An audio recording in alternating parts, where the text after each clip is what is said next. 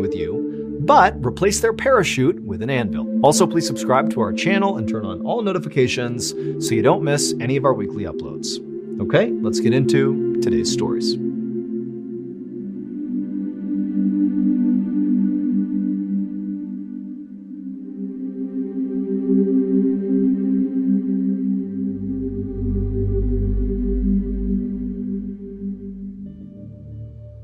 One afternoon in the spring of 1990, a young mother tidied up her family's living room in Pingyang Township, which is a small rural community made up of several villages in southern China. And she was almost done when she heard her 3-year-old twin daughters start to cry. And this really caught her off guard, because even though these kids were only 3 years old and 3-year-olds cry, well, her daughters basically never cried. They were like silent all the time. The girls' names were Shi Tsai and Shi Hongwu, and they'd been really easy babies because they were basically quiet all the time and just wanted to sleep. However, as they got older, their silence became more concerning. All they really wanted to do was just lay around and sleep and do nothing.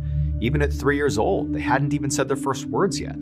So when this mom heard these girls crying, she rushed down the hall to see what was going on.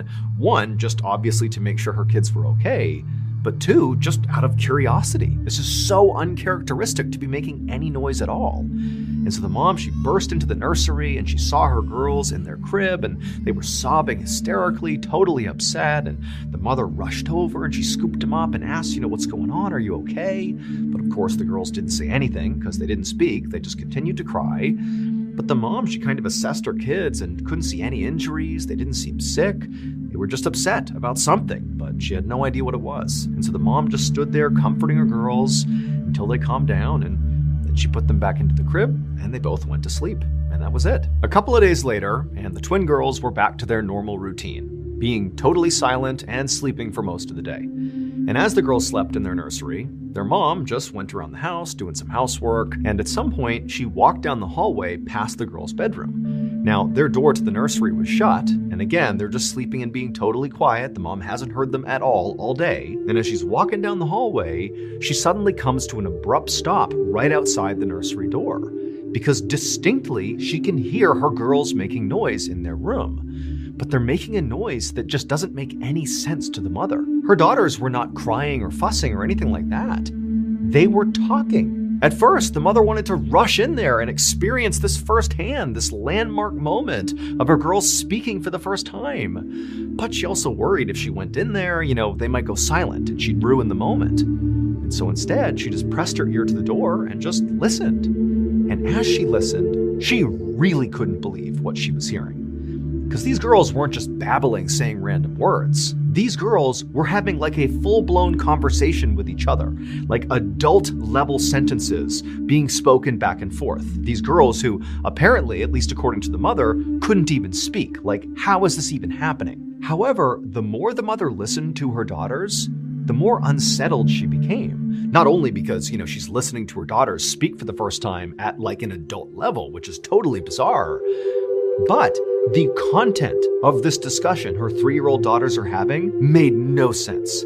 These girls were talking about stuff that they could not possibly know. The girls were talking in detail about people and events from a totally different village.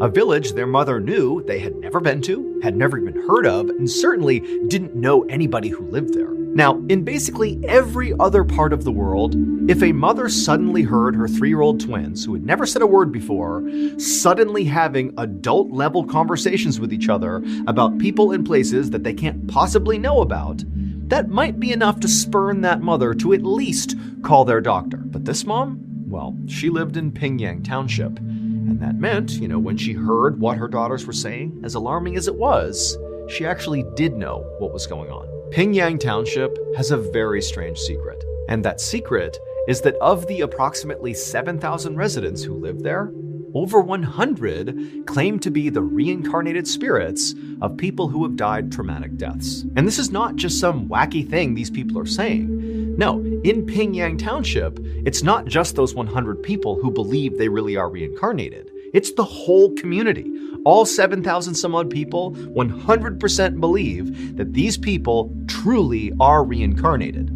And so how that plays out is that periodically the reincarnated folks will go to a non-reincarnated person in the township and will claim things like, hey, in my past life, your family owed me a debt, and so now you're going to pay it out. And these non-reincarnated people will absolutely pay that debt. Or in other cases, there have been fights, physical altercations that have come from a reincarnated person approaching a non-reincarnated person and basically saying, in a previous life, you or your family or your relatives insulted me in some capacity, my previous self, and we're gonna fight about it right now. And those fights take place in this town, and it's totally normal. But the interactions between the reincarnated and non-reincarnated people in this township, it's not just about conflict. In fact, there's been lots of decisions made in this township that are designed very specifically to avoid conflict between the reincarnated and non-reincarnated. For example, there was a little boy who claimed to be the reincarnated spirit of a pig who was butchered in town, and the butcher, who this boy said butchered him when he was a pig, well, the butcher, to make sure he was not offending this boy or potentially other people who were, the reincarnated spirits of other animals he had slaughtered, the butcher shut down his business just to be like, I don't want to offend you all. I'll find something else to do with my life. And so when this mother heard the sound of her twin girls who had never spoke before, suddenly having this detailed conversation about people and events from this other village, as jarring and shocking as that was for her, because she lives in Pingyang, she instantly understood that the only way my girls could have that information and be able to have this conversation is if they are reincarnated spirits. And so this mother did what she thought was right, which was not to call a doctor, but instead to get the word out to the people not just in her village, but across the Pingyang township that her twin daughters are actually reincarnated spirits. The mother's hope was that perhaps there were still family of these reincarnated spirits in this other village her daughters were referencing in their conversation that would find out about this, and maybe they'd want to come here and meet their family who now live inside of her daughters. And sure enough, less than a week after this mother got the word out, this man and woman who she didn't know came knocking at her door. When the mother let them inside the house, her girls immediately recognized them. One of the twins said that this was her mother and father from her previous life. Then the twins, these little 3-year-old girls, went on to tell this unbelievably complicated and sophisticated story about how in their previous life, these twin girls were not actually sisters. Instead, they were best friends, and together they had taken their own lives approximately 1 month before they were reborn in the bodies of these twin girls. And so after that, the twins just continued talking to this man and woman for quite some time, giving specific details about this village that, again, these girls, at least according to their mother, had never been to before. These girls also gave intimate details about these teenage girls' lives and even had information that was very specific to what happened to them when they took their lives and, where their bodies were found. Again, information these girls shouldn't have. And then at some point, the mother of the twins asked this man and woman, like, are these details they're giving you accurate? Is this true? And the man and woman said, yep, it's all true. And then at some point, the twins turned to their biological mother and they told her that the reason they had been silent to this point was because they were trying to keep their reincarnation a secret. And also, the reason they slept all the time is because when they slept, they would dream about their previous lives, which they claimed to miss. To this day, no one's ever been able to offer a better explanation for how these twin girls, these toddlers, had such accurate information about people they had never met and places they'd never been to. Basically, the only explanation that works is that they must actually be the reincarnated spirits of those teenage girls. Pingyang Township remains a hotspot of alleged reincarnations, and nobody knows why. As many of you may already know, we launched the Mr. Ballin podcast 3 years ago on Valentine's Day 2022. Now, it was totally unintentional to launch the show on Valentine's Day, but after doing that, we decided to kind of make it an annual event that every Valentine's Day, we not only celebrate our love for our partners and families and friends, but also our love for the strange, dark, and mysterious. And so to celebrate this year's Valentine's Day, you see what we did there? We are going to host our very first live show of the year, and it will be totally free right here on YouTube. All you have to do is click the link in the description, and that will bring you right on over to the scheduled live show so that you can set a reminder and get a front row seat. Valentine's Day is on Friday, February 14th, and the live show starts at 1 p.m. Eastern. Again, it's going to happen right here on YouTube for free, so go ahead and click that link and enjoy the show. Okay, so this next story is going to sound really far-fetched once it gets going, but stick with it because at the end, there is a crazy plot twist. Like, this is one of the better stories we found in some time, so stick around till the end.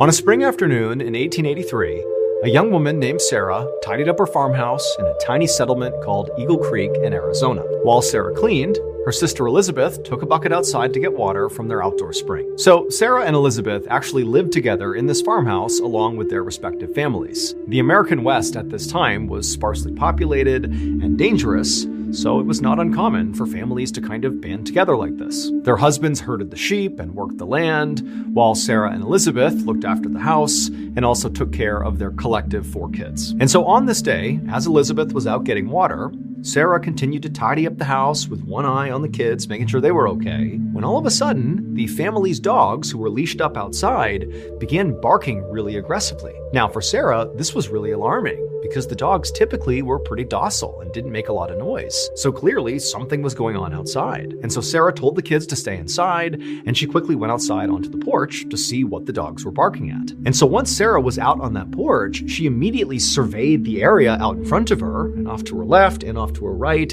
was just rocky scrubland, and then right in front of their house was this big sandy hill that kind of obscured their view off into the distance. And the dogs, who were leashed up right in front of the property out in the front yard, they were all looking right at that hill and barking at it. At first, Sarah couldn't understand what the dogs were even barking at. I mean, she looked around a few more times to see if she was missing anything, but there was nothing happening out here. But then, as Sarah continued to stare at this hill where the dogs were still barking, she suddenly saw this huge creature emerge over the top and begin coming down the hill in her direction.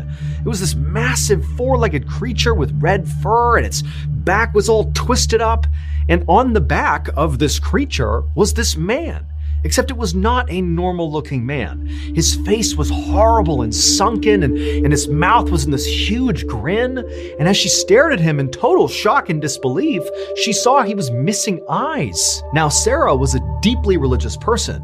And so as she's watching this creature being ridden on by this person come charging towards her, all she could think was, this is the devil. The devil is riding on this red creature, and it's coming to get me and my family. And so instinctively, she just turned, bolted inside the house, barricaded the door with the kitchen table, and then rounded up the 4 kids and sat in the kitchen, huddled over them, praying to God to save them from the devil. But as she was doing this, Sarah suddenly heard this blood-curdling scream come from somewhere outside. And she knew it sounded way too human of a scream to be coming from the devil or the creature it was riding on. And then she remembered her sister was out there getting water. That scream almost certainly came from her sister. But Sarah was so scared, she couldn't move. And she had these 4 kids to look after. And so instead of going out to try to save her sister, she just held the kids closer and continued to pray, hoping her sister would survive. Hours later, Sarah was still inside the barricaded house, clutching the children, praying, and her sister Elizabeth had not made another sound, and she had not come back to the house. So she's been gone for hours at this point.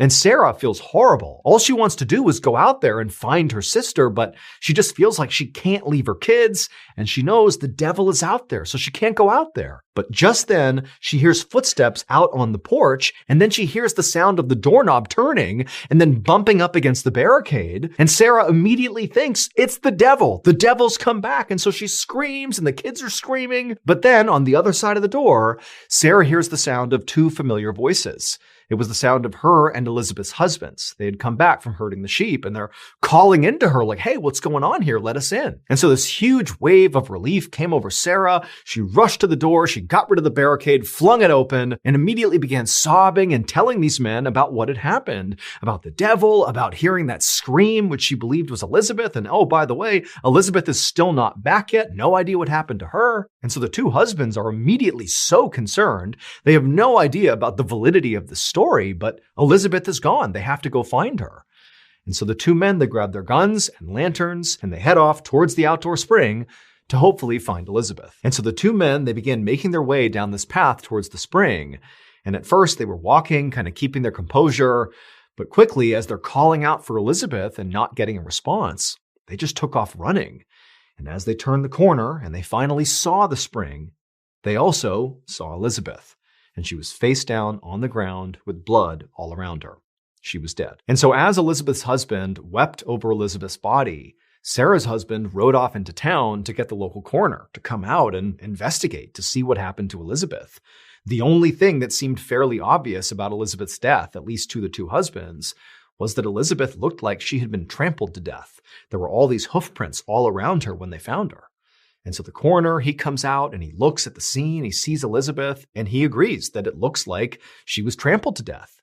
However, when he examined the hoof prints that were all over the place, they were way too big to be a horse's hoof print. And so the coroner literally said, I can't say she died by being trampled by a horse. This was not a horse. And so the coroner wound up speaking to Sarah, who would tell him all about, how the devil came over the hill on this big four-legged creature that was all red. And she heard the scream, which must have been Elizabeth. And so the devil has trampled her sister to death. That's what happened. Now, the coroner agreed with Sarah that very likely her sister had been trampled to death by something gigantic. However, he didn't believe the actual details of Sarah's story. He did not believe that the devil killed Elizabeth. And so ultimately, because the coroner just couldn't be sure what actually happened here, he wound up listing Elizabeth's cause of death as just unknown. But the coroner's doubts did not stop the story of the devil from spreading. Before long, basically everybody on the Arizona frontier had heard about the devil and the strange creature he rode, to the point where they were given a nickname. Together, they were called the Red Ghost. Still, most people who heard this story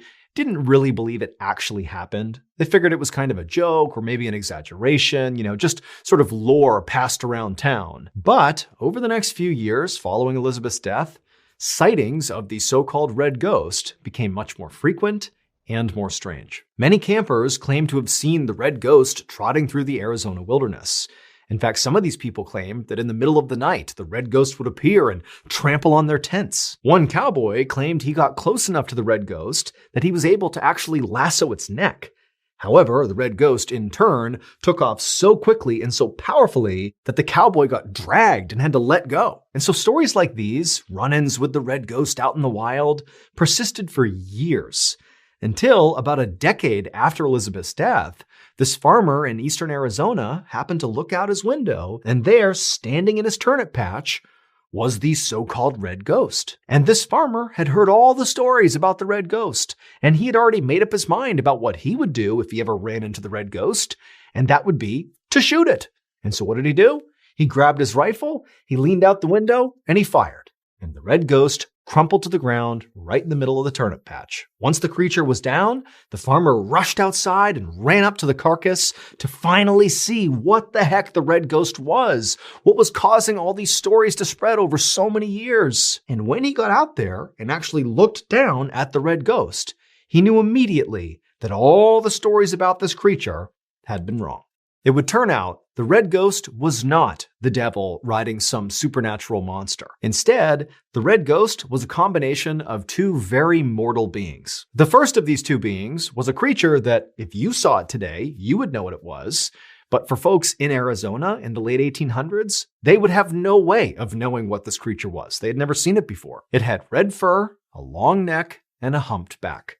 It was a camel. It had been brought to the United States from the Mediterranean to help haul supplies through the western frontier, and it had escaped captivity. But this camel alone was not responsible for scaring the people of Arizona. What terrified the people of Arizona and created the legend of the Red Ghost was the rider of the camel. When Sarah saw the rider on the camel, at first she thought it was a person.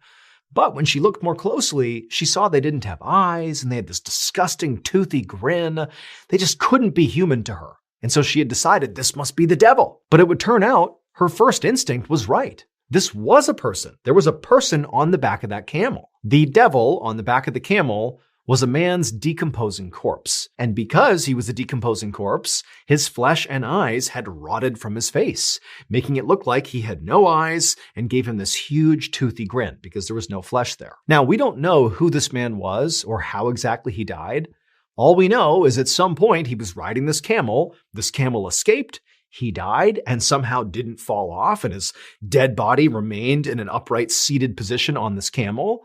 And then this camel just roamed around Arizona for years with this corpse on its back, giving the impression that it was the devil riding on a monster. Today, the red ghost remains a local legend in Arizona.